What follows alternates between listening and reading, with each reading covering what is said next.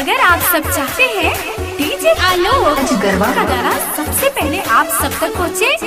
तो लाल बटन दबाकर चैनल को सब्सक्राइब करें और हाँ, बेल आइकन दबाना